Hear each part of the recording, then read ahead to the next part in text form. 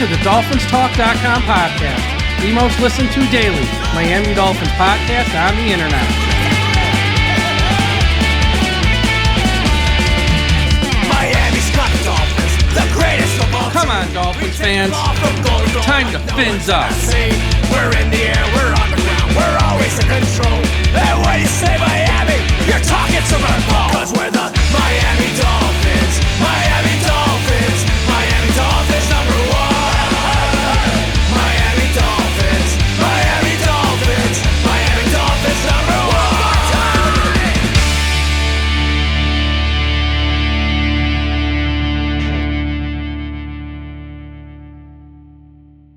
Hello, Miami Dolphins fans. How are you today? And thank you for listening to another episode here of the DolphinsTalk.com podcast. I am your host, Mike Oliva, joined by our good friend, Justin Melo of the Draft Network.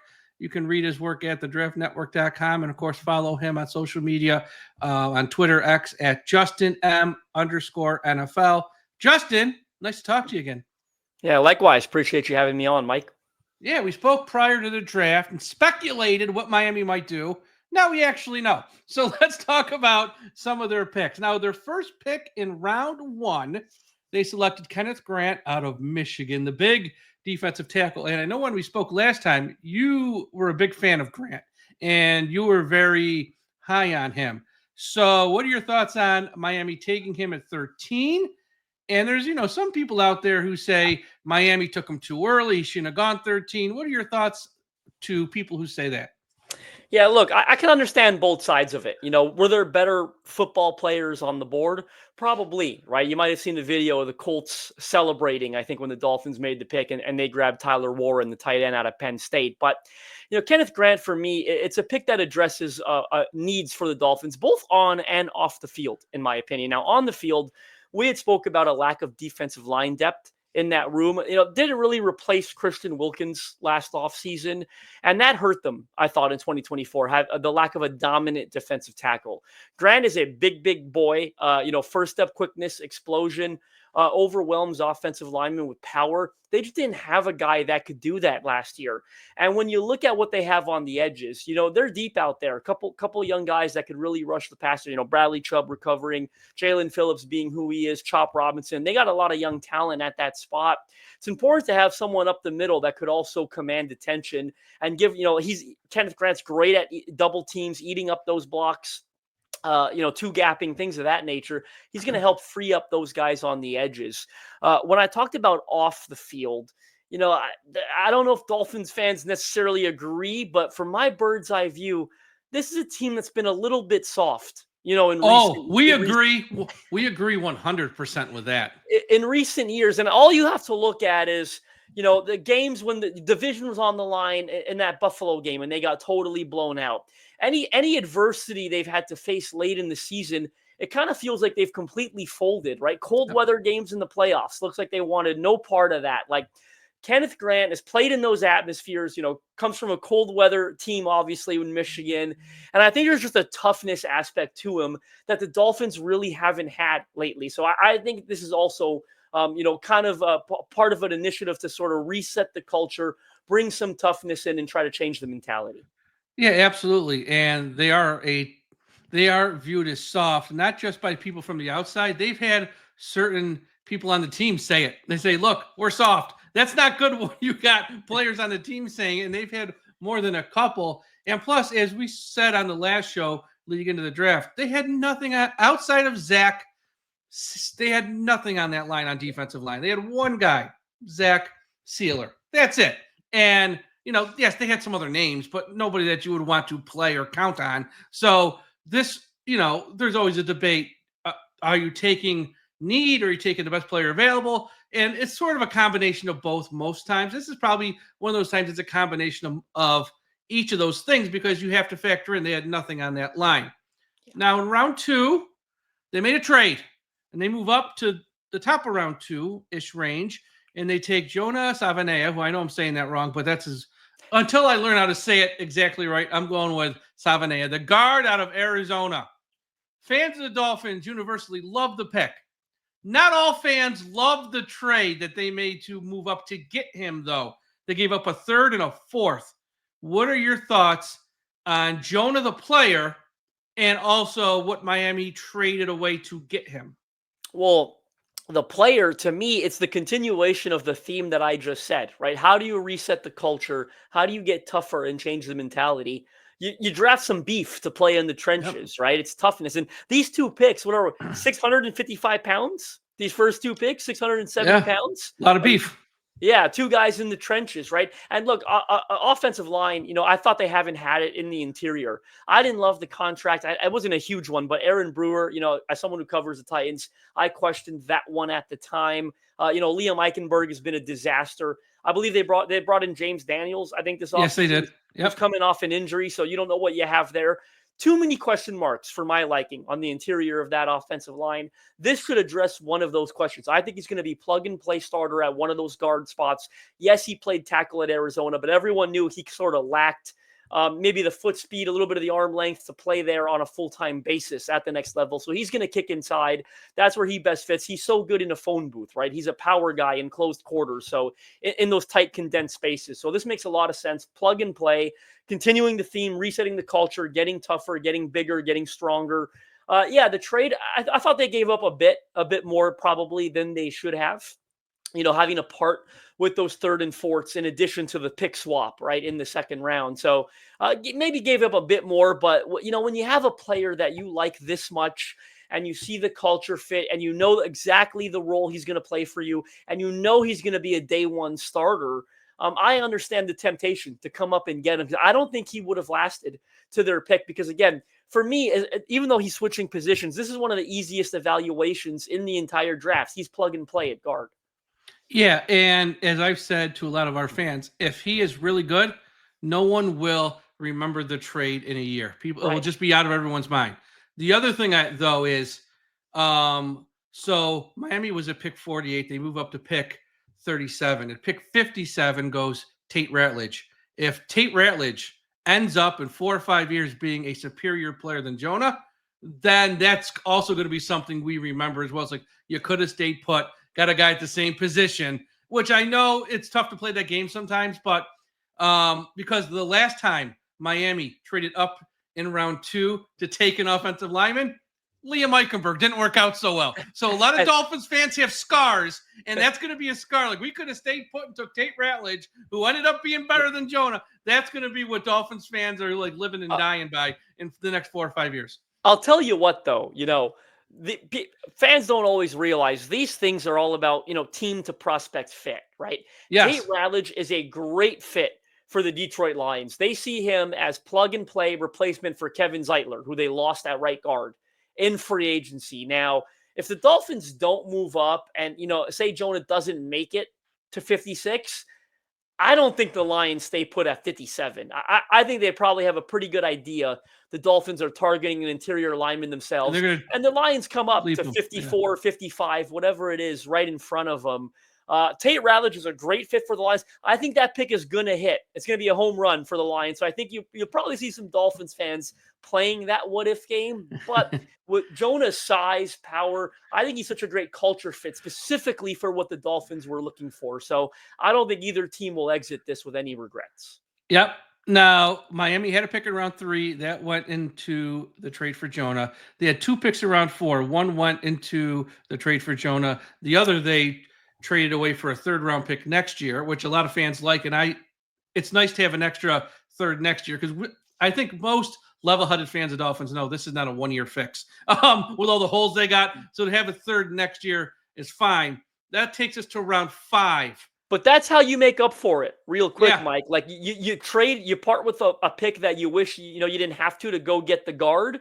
But then later you come down and you take advantage of a team's desperation. They want to move up. They're willing to part with a future 3rd. I mean, Chris Greer will tell you himself, that's how you make up for things like that. You restock the cupboard when you had to empty it initially. Yeah, and plus we know those top 100 picks in any draft are so valuable. Now next year they'll have one more in the top 100. So I totally get that. And I think most fans like that as well. Takes us to round 5, and this is the pick that I think is the most universally loved by all fans of the Miami Dolphins in this draft. Jordan Phillips, Maryland. More help on that line now next to Grant, next to Zach Sealer.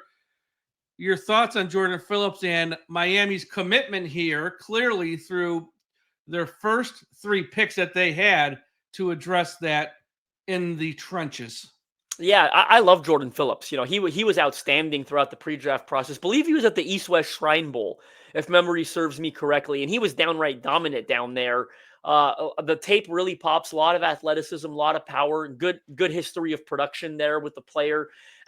Last I was on here, when we discussed the trenches, we talked about Matt Dickerson like being a guy I think that Exactly. might have to play snaps for them. It's not good. No, right? They needed to address it early and often. And the situation was so dire that one player wasn't enough, right? Kenneth Grant wasn't enough. So the way I see this, I think Kenneth Grant plays that role on the interior, of course. You're going to have Zach Sealer with his hand in the dirt, on that line. I think Jordan Phillips is versatile enough to play on that other side, opposite Zach Sealer. Yes, he's also big and powerful enough, I think, to spell Kenneth Grant on occasion and play that same role. But I also think he's versatile enough to play in packages next to Kenneth Grant with his hand in the dirt, maybe a 3-down front. So a really good football player. I thought he was one of the most underrated prospects in this entire draft. I always felt he was probably going to go in the 4th or 5th round, but I always thought that whoever got him in that range was getting a steal. So really good football player. I think, you take a peek into the future, you can see a scenario where the Dolphins have their 3 players that play in that front, right? That they have Kenneth Grant, Zach Sealer, and Jordan Phillips. Now with Phillips, you're going to want him to acclimate a little bit slowly. Being a 5th rounder, he's probably going to split some reps with some of those veterans in the room. That leaves some to be desired, but they're NFL football players, and they've played in this league, and they've got good experience under their belt. So I don't think he's going to be an every down guy right away, but he's the type of player that could develop into that. Yeah, absolutely. And I think, like I said, a lot of fans love this pick, and I think there's a lot of reasons to like it because he's a very good player who fell, I think, a little bit later than most people thought he might go. Like you said, round 4 range, maybe top of round 5. And that's kind of where they got him. So good pick there. Before my next question, I just want to give a shout out to the sponsor of today's show, Caneswear. Everyone go to the website, caneswear.com, for the best and most affordable Miami Dolphins apparel that you will find anywhere. Caneswear.com, caneswear.com. All right, the next pick. I read up on the draft. I do a lot of research. Not as much as you and not as much as the guys at the Draft Network. Jason Marshall Jr. was a guy who was not on my radar. And I did some research on him after we took him, obviously. To me, this just feels like a pick. Like, we're in round 5. We need help in the secondary. Take a corner just for the sake of taking a corner. I don't know. I'm not in love with this pick. Tell me a reason why maybe I shouldn't be so negative on this pick. Yeah, well, I think when last we spoke, Mike, pre-draft, we talked about the Dolphins maybe going corner in the 1st round, right? Yep. Like, we knew Jahdae Barron, we talked about being an option, and so a little surprising they waited as long to address it, given the rumors surrounding Jalen Ramsey. But there are some things to like about Jason Marshall Jr., and I'm sure Chris Greer is going to agree with things that I like about 39 career starts at Florida. Right. That's a lot of experience in the best conference in college football. He's been battle tested there in the SEC, especially this year. Gators weren't very good. Right. So when you're playing a bad football team in that conference, you're used to facing adversity and facing teams and players who are better than you, in all honesty. Right. But 39 career starts. You love the experience. You love the size as well. 6 foot 194 right off the bat. That's good size to play the position. You like the athleticism. He goes to the combine and runs a 4.49 40-yard dash. Excuse me. So there are things, and you like the ball production as well. 27 career pass breakups. Now, you wish he converted some of those into interceptions a bit more frequently than he did, but you like the ability to compete at the catch point. Again, that's a lot of ball production in a what's a pro conference in the SEC. He runs the 4.49 40 at a great size, and there were some other 37.5-inch vertical, 10'5" broad.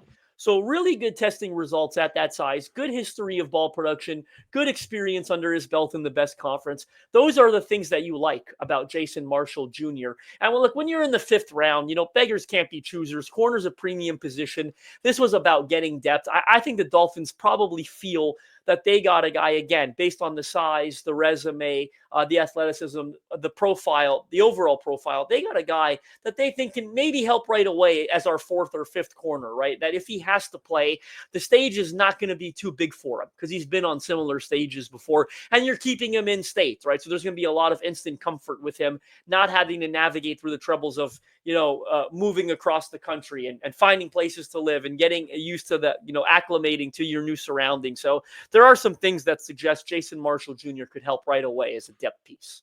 Yeah, and plus when you get into rounds 5, 6, and 7, a lot of it is you're drafting the guys with the traits that you hope you can coach up. And it sounds like Right. he's got a lot of those. He checks a lot of those things. Okay, he's got the height, got the speed, got the length, that stuff. So Jason Marshall, round 5. Also in round 5, their third pick in round 5 is a safety out of Maryland, Dante Trader Jr., who is a guy, again, who checks a lot of boxes, not necessarily height and speed stuff, but just instincts, smart, knows where he's supposed to be on the field. He checks those boxes, but little undersized, little slow. Again, round 5. What are your thoughts on Dante Trader Jr., a two-sport standout who also played lacrosse? So the guy, he is an athlete, but he doesn't check the height and speed stuff for the NFL per se. Yeah, a smart, versatile chess piece. I can see him playing the nickel at the next level a little bit due to those size deficiencies, but he's just a good high football IQ guy, always in the right spot. Maryland, that's been a smart. You look at the DBs that have come out of Maryland the last couple of years. First round pick in Dante Banks. Like they've had a lot of good football players come out of Maryland, and a lot of them have been DBs in recent years. That's because of the program they run there. Smart head coach, great coordinators over the years.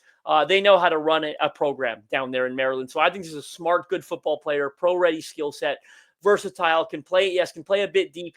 Again, might lack sort of the range and the size you'd like to play sideline to sideline. Don't be surprised if he comes downhill, plays the nickel. I know they've got, I think, Cater Coho in that spot. Yep.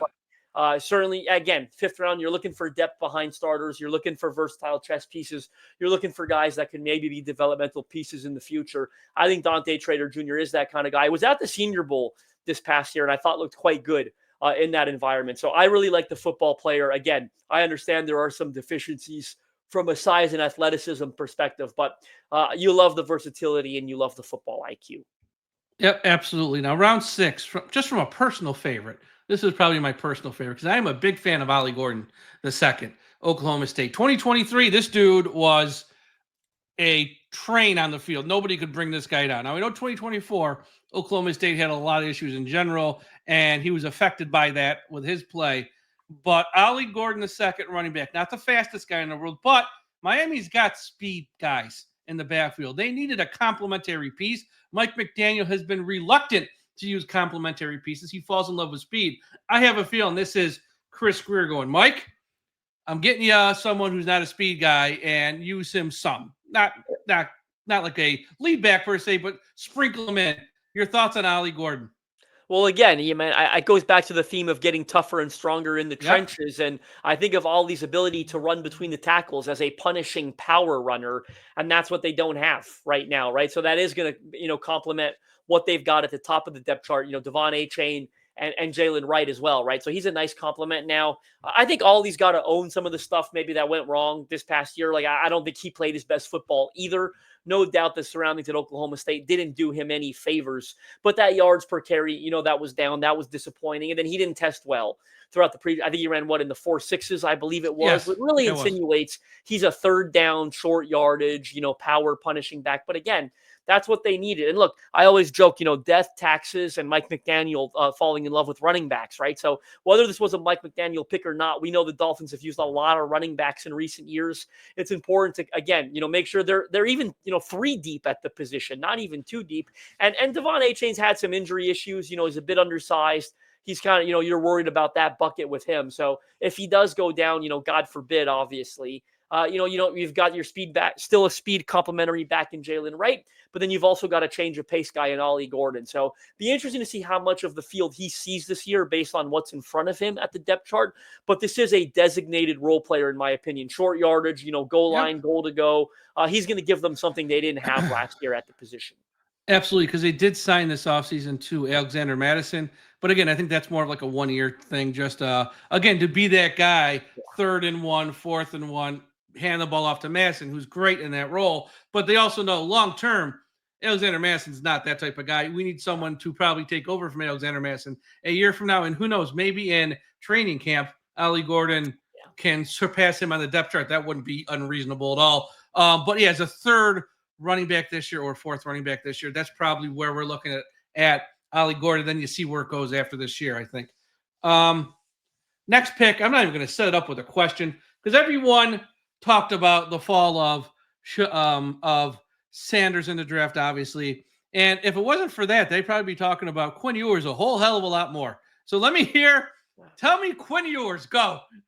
So it's crazy. Like this time last year, He was we the were guy. talking about, is Quinn Ewers potentially the number one pick in the 2025 draft? Like that's what the discussion was. Now he ends up going all the way in the 7th round. I get it to a degree. This was not a good year, for Quinn Ewers at Texas. He got hurt again. I think that's probably the most underrated talking point of his evaluation. There have been recurring injuries there that made teams a little uncomfortable. And then he just flat out didn't play very well, right? Benched for Arch Manning momentarily. Just wasn't a good year for it. It really tested his mental resolve. And I spoke to scouts who really wondered, and they didn't blame him. I spoke to scouts who wondered, after all he went through, mentally and physically, how much does he still love football? Like that was a bit of a concern. And again, they didn't blame him.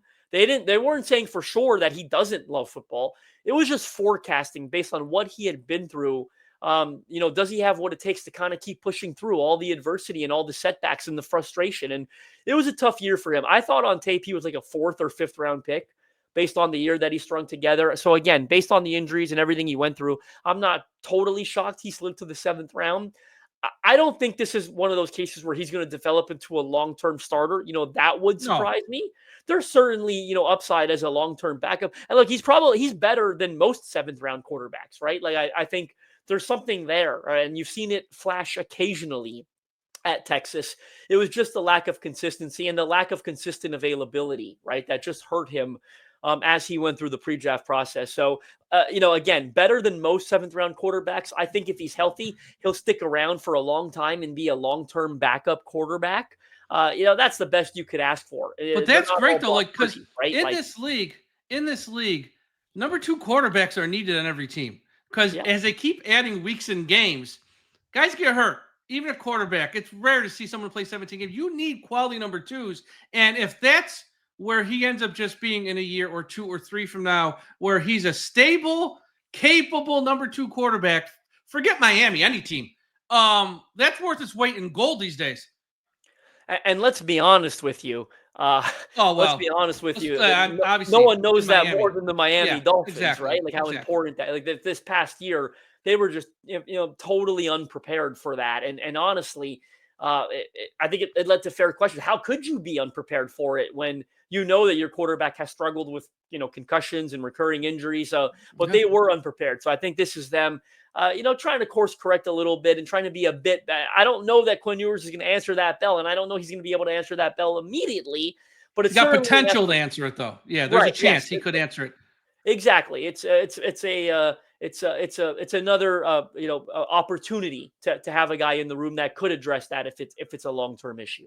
Yep, I had on a reporter from Texas who covers a team, and he said 2 things that really had me think this might be like a halfway decent pick at the end of the day. Number 1, he goes, everything around him last year with the Arch Manning talk, injuries, missed a game or 2, it never fazed the kid. He showed up, never complained, never got into like Arch Manning drama or anything. He just showed up, worked, played, did what he had to do, won a lot of games when he played. Like he just puts his head down, worked, played, never got caught up in all the nonsense that can sometimes get into a young kid's head.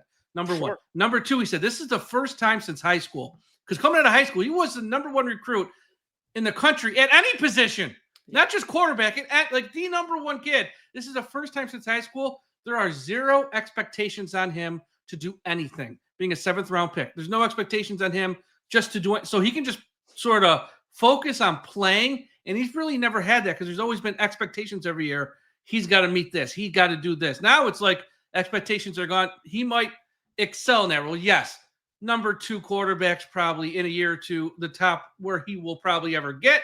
But there's no pressure on him for the first time ever in his life, which is kind of probably a nice thing for him in some ways, although I know he's probably upset that he fell to round 7. But in the big picture, probably a nice thing. There's no expectations on me now. That's a terrific point because he's, again, after all he went through at Texas last year, the Arch Manning, the injuries. It was a lot. Yeah, what a tough year it was for him. the opportunity to come play distraction-free football and develop behind the scenes and be out of the spotlight, like it really is going to feel like the greatest gift for him this coming season. Especially in Miami, you got your number one quarterback making a ton of money now. Behind him, you got Zach Wilson, who's got, if he has to play more, you were the number 2 overall pick in the draft. There's a lot of pressure on him. Quinn Ewers can sit back and go, okay, guys, have at it. I'm just going to wait my time. And Zach Wilson's a magnet for media attention at that, right? So it's like, even as the number 2, there's going to be some attention on Zach Wilson. So, no, it really is a really good environment for Quinn Ewers to just kind of go about his business and focus on recapturing the things that once made him, the number 1 recruit in the country and one of the most promising quarterbacks in all of college football. Yep. Okay, last name here.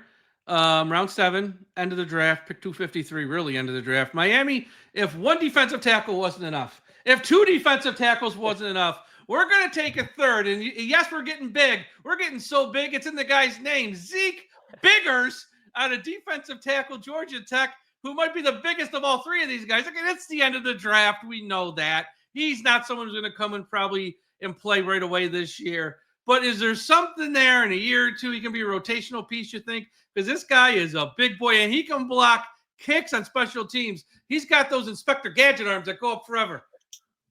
Yeah, and it's funny, you talked about doing research on some of these picks after the draft. If Dolphins fans want to do that, and if you're still doing that, I had interviews on the draftnetwork.com with 2 of the lesser-known picks, Jason Marshall Jr. and Zeke Biggers. So if you want to go read the Zeke Biggers interview, really athletic at the combine for his size. This is a big guy to be jumping a 34.5-inch vertical and a 9'3" broad, right? He's 6'5", 321. Like, that's what he was at the combine. And we all know these guys drop weight at the combine to run a little faster, jump a little higher. So he's really heavier than 321, or he played heavier than 321. Terrific size. He talked about the Dolphins. Like, by the way, when I asked him about his experience at the combine, he said to me, and I quote, "I met with position coaches from the Steelers, Chargers, Ravens, and Dolphins. All of those went well. They all seemed to really like me." This is a bigger guy who moves well for his size. And the Dolphins obviously zeroed in on him early throughout the process. They had that combine meeting set up with him naturally prior to the combine. So big guy, tough, athletic, moves well for his size, good defensive line depth. And again, based on the lack of depth in that room, we talked about, yes, he's the 3rd guy they drafted, but because of the lack of back end depth, got a chance for him to sort of compete there, for a rotational, 15 snaps a game. Give me 10, 12, 15 snaps a game. There's an opportunity for Zeke Biggers to, compete for a role like that. Yeah, and when you look at this draft as a whole, I think they went into this draft, Miami, they knew they had 2 glaring needs. On the line, which they took all these guys, defensive line, and also in the secondary, where they were like, you know what, we'll take some guys, round 5, round 6, whatever. But we're going to kick the can down the road there, try to patchwork it together for a year. Let's address the trenches. Let's get that fixed this year. Let's invest in that, and we'll worry about the other stuff later. That to me, seems like what their idea was, and I don't have a problem with it. I think a lot of fans like it, knowing that we have been a soft team. We had to get stronger in the trenches, getting Jonah on the one line and then taking these other 3 kids. Let's see what works out. Grant should be a guy who starts day 1 and probably be great for us. I don't know if he'll ever be a superstar, megastar, but he ain't going to be a bust. He's one of those guys won't be a bust. He's going to be a good quality NFL starter. So overall, I think a lot of fans like the draft. And if Quinn Ewers in a couple years can be a long-term number 2, it just makes everything even better. We'll see. But Justin, thanks so much for a few moments of your time, not just today, but with the first show you did prior to the draft. Everyone follow Justin Melo on Twitter at JustinM_NFL and read all of his work at thedraftnetwork.com. Justin, thank you so much. Pleasure was all mine. Thanks for having me on, Mike. Everyone have a great day, and we'll talk to you again after a while. Hey, everyone. Mike here from DolphinsTalk.com. Real quick, I just want to give a thank you for watching this video. Please be sure to smash that like button and subscribe to our channel. Also, just want to say thank you for all the support you provide us here at DolphinsTalk.com and have over the many years. We thank you. Thank you. Thank you. It's much appreciated. Without you, there would be no us. I know there are so many other podcast options out there these days, whether it's true crime, the NBA, Major League Baseball, news, politics, and of course, other Miami Dolphins podcasts as well. We really do appreciate you taking a few minutes out of your day, each and every day, to watch our stuff here at DolphinsTalk.com. Also, If you like this show and want more content from us, please be sure to sign up for Dolphins Talk Extra. Go to patreon.com/DolphinsTalk. We have a private message board where you can interact with only extra members and ourselves here, the staff at the website. We have extra podcasts about the Dolphins and also extra podcasts not about the Miami Dolphins. And we give away a ton of prizes. We have a ton of contests that are exclusive to Dolphins Talk Extra members. We give away autographs, memorabilia, jerseys, hats, all that fun stuff. So everyone, please be sure to go to patreon.com/DolphinsTalk. It's $3 a month. It's really cheap. You'll have a lot of fun. Trust me. But once again, thank you so much. Everyone have a great day.